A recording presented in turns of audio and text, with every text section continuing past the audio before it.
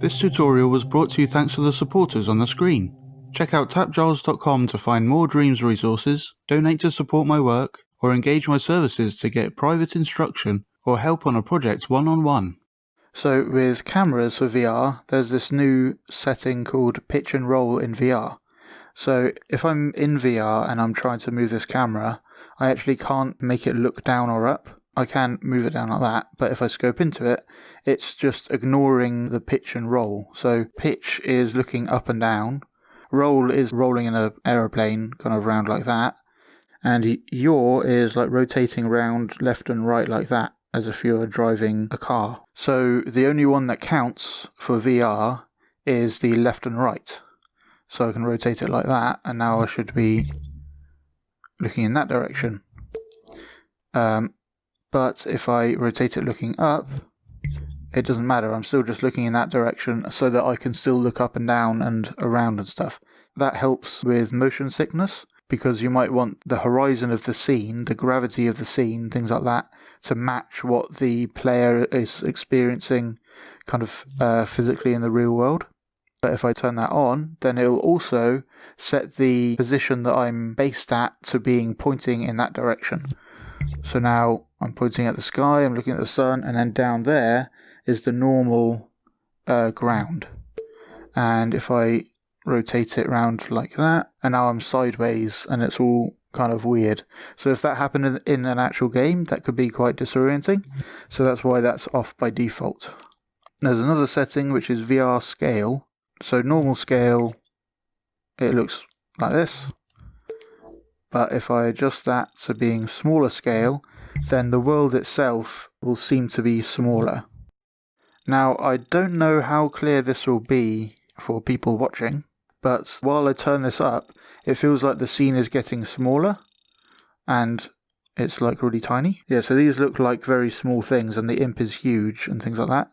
And if I turn that down again, then it feels like they're getting bigger and I'm getting smaller. So that's the general idea. When you turn this up, it's like you're getting bigger and the world is getting smaller. If you turn it down, it's like you're getting smaller and the world is getting bigger. So, if you made this really big, then as a VR player, it feels like these are really tiny, like toy-like things. But then when I play in non-VR, that camera's putting us at this position, but it doesn't feel particularly big or particularly small. It's just 2D, so we don't have that sense of depth.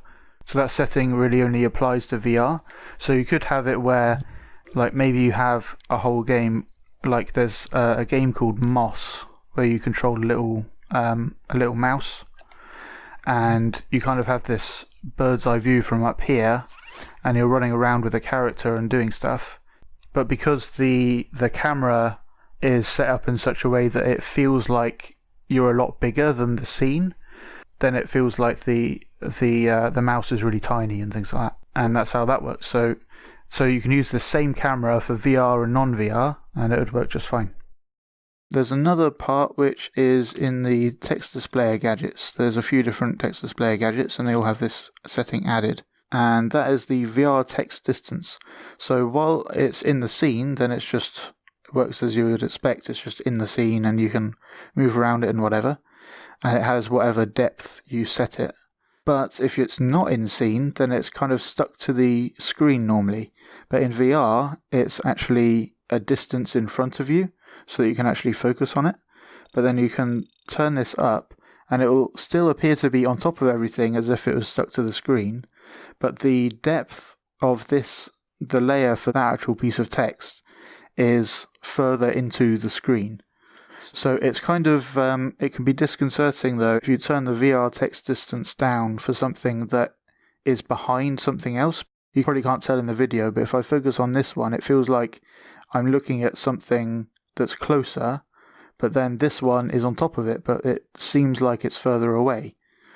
So you might want to bear that in mind, but then you can adjust these layerings using this. So now this is on top and it feels closer, so it feels more natural.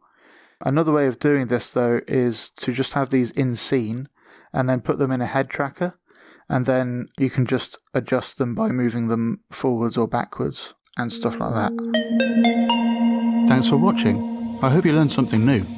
Go to patreon.com/TAPgiles to get 5 hours of tutorials early for $3.